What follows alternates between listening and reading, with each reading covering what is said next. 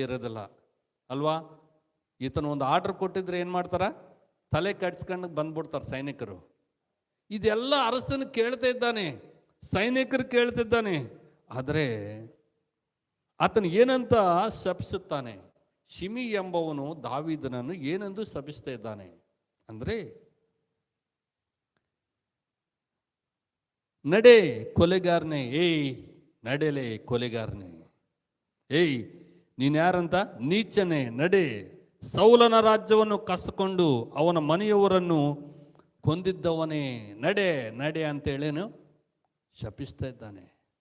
ನೀನ್ ನೀಚನು, ಏ ದಾವೀದನೇ, ನೀನ್ ನೀಚನು, ಏ ದಾವೀದನೇ, ನೀನು ಕೊಲೆಗಾರನು, ಸೌಲನ ಮನೆಯವರನ್ನು ಏನು ಮಾಡಿ ನೀನು ಕೊಲೆ ಮಾಡಿದ್ದಿ. ಯೆಹೋವನು ನಿನಗೆ ಮುಯ್ಯಿ ತೀರಿಸಿದ್ದಾನೆ. ನೀನು ಹಿಂಗೆ ಮಾಡಿದ್ದೀಯಲ್ಲ, ಆದ ಕಾರಣ ದೇವರ